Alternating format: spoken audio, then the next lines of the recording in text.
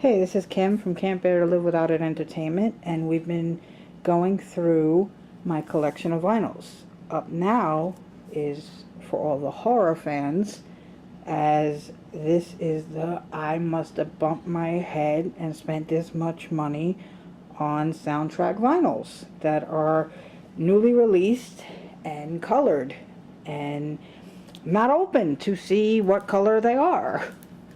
Here we have Phase 4, and that's from our friends at Waxwork Records.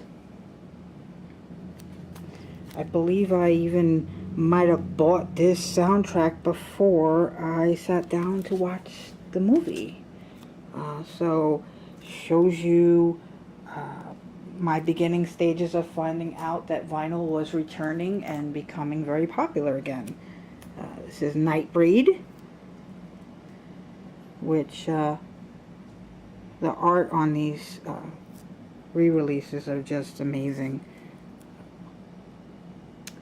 This is also from Waxwork Records and sealed.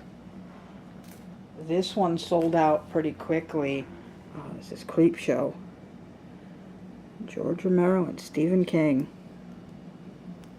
So, also from Waxwork. Pause on that and let you guys read it. Being that I can't open it up to show you what color I did get, I've since forgotten from purchasing them. Here is Reanimator from H.P. Lovecraft, and this is just an awesome movie. I was, as a child, scared of horror, and my mom used to drag me to the movies to see what she wanted to, and I was forced to, at a young age, learn to deal with it. And now that I am an adult, I am revisiting tons that I have not seen. This is also H.P. Lovecraft. This is From Beyond, and again, the artwork on these things are just phenomenal. This is Trick or Treat,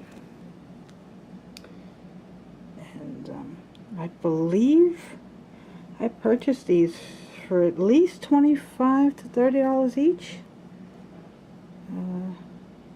And some of these did sell out and were supposedly very limited editions. I know some have since been re-released, but here's Day of the Dead, which this one, I remember telling a guy that it had come out, and he immediately went and purchased a copy based on my speaking of it. So I've helped Waxwork Records gain customers. This is the remake of Dawn of the Dead, which I believe this one was an orange vinyl, but it is sealed, so fortunately I can't see it. This is, look at that, guys, look at that. Michael Myers Halloween. John Carpenter's original score. I mean, can you see why I was drawn to wanting these in my collection? I mean, the covers alone, that's not even considering the music. And here's Halloween 2, which I'm hoping that this remake that comes out this year, where they, I shouldn't really say remake, but the version that's coming out this year is basically going to only deal with the first one and act as if the sequels never existed, so we shall see. Friday the 13th, this is the first movie, and it's gorgeous. And here's part 2. Sorry about the glare again and the disgusting guy next door that just hogged the loogie and spit. If you guys heard that, I apologize. I can't kill my neighbors, as fitting as that would be with this section of the of the collection. It's part 2. Here we have the part 3D, which they have now released more. And I started to chill out with my collecting, as in general I have a lot of things outside of even vinyl. Okay, now we're getting into the absurdity that was The Walking Dead and the volumes upon volumes that were released that I did buy. So this is the limited edition blood red version, and bear with us guys because there's a lot. Same cover, but the sticker will alert you to this being the limited edition pressing on black smoke colored vinyl. Now, I haven't opened any of these, so oh boy, this is the PX Previews exclusive colored version.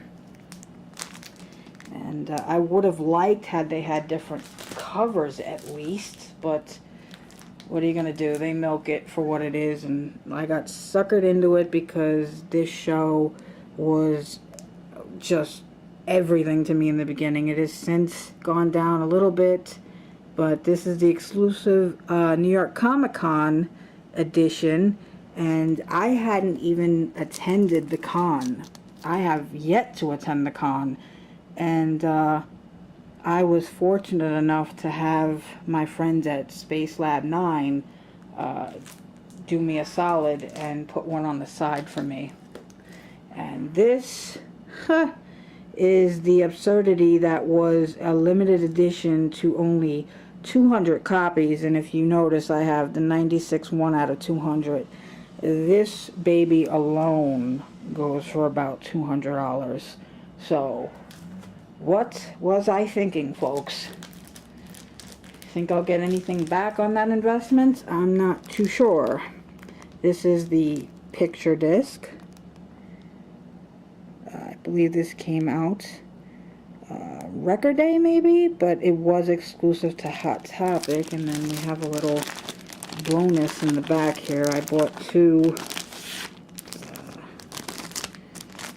zombie mats, which I do not DJ, even though I've always wanted to. It wouldn't count me out completely. It's never too late in life to do anything, but I had to add those to my zombie fetish as well. And we're finally into the volume 2. Look at that. Maybe this was the one that was released on Record Day. I know one of them was. And finally into volume 2.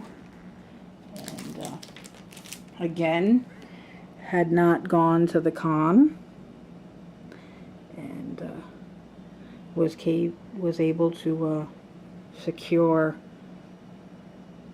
my collection. So my battery's about to die, guys, and this is the last one. So this is the picture disc for volume 2. One time only vinyl pressing. So hopefully I do get a little bit worth of my investment back in these. There's the back. Okay, so we have one more section of movies, and we'll be right back. Hey, this is Kim from Can't Bear to Live Without It Entertainment, and this is going to be my final wrap-up of my vinyl collection. In this section, we will be looking at some music movie soundtracks. This is the Pink Panther by Henry Mancini, and this is the 50th anniversary edition, which is on pink vinyl. Had to have it. This one's from my childhood, and I just wound up finding it and held on to it. This is the soundtrack for Annie. So it's one I haven't seen since I was a child, but kept it for now. Jennifer Beals and Flashdance. Oh wow, did I sing over this soundtrack to the point where my family was taking the microphone from me. I guess this is the record where they found out I had the ability to sing. And we have the Amazing Spider-Man. Spider-Man is my favorite Marvel superhero, so I wanted the chance to get my hands on colored Spider-Man vinyl. We have some Ghostbusters 30th anniversary vinyls, and this is the fluorescent lime green slime edition. So this is the complete album. This one is heavy and sealed, but this is the Stay Puft Marshmallow Man edition from the 30th anniversary. So that has the Run DMC versions. And here we have the colored vinyl from Ray Parker Jr. Includes the rare dance remixes. Be nice if I played some of these, but the picture discs especially I won't touch. Here goes the back with the guys on the back. And finally, we have another Comic-Con exclusive that I got hooked up with, which I had to have this Space Lab 9 Mega Pack edition of Mega Man. It's just so retro and so up my alley that I figured, why not? This is a sticker that came with it. Why not add a video game soundtrack to my collection, especially it being an exclusive to Comic-Con. So thanks for tuning in, guys. I will try to keep this up and keep my collection going. I know a lot of requests are coming in from my Funko Pops, so bear with me as I have over 1,200. Okay, thanks for tuning in, guys. Take care. Bye.